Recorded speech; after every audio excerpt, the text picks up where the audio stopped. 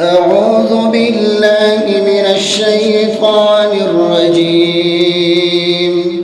بسم الله الرحمن الرحيم. وإذ يرفع إبراهيم القواعد من البيت وإسماعيل ربنا تقبل منا إنك أنت السميع العليم. وإذ يرفع إبراهيم القواعد من البيت وإسماعيل ربنا تقبل منا إنك أنت السميع العليم. ربنا واجعلنا مسلمين لك ومن ذريتنا أمة مسلمة لك وأرنا مناسكنا وتب علينا إنك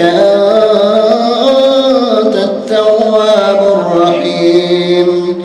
ربنا وابعث فيهم رسولا منهم يتلو عليهم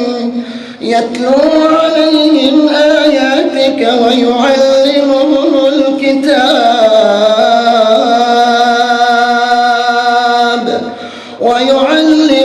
الكتاب والحكمة ويزكيهم إنك أنت العزيز الحكيم.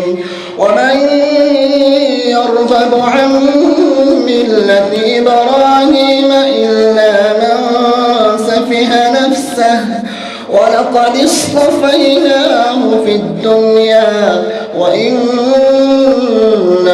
في الآخرة لمن الصالحين. إذ قال له ربه أسلم قال أسلمت لرب العالمين. ووصى بها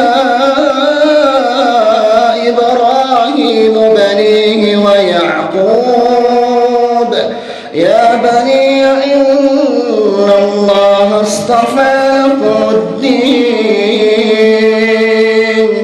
فلا تموتن إلا وأنتم مسلمون. أم كنتم شهداء إذ حضر يعقوب الموت إذ قال لبنيه ما تعبدون من بعدي قالوا نعبد إلهك وإله آبائك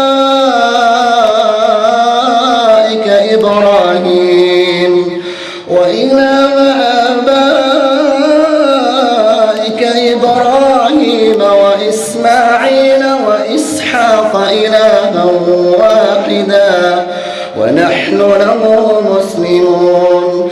تلك أمة قد خلت لها ما كسبت ولكم ما كسبتم ولا تسألون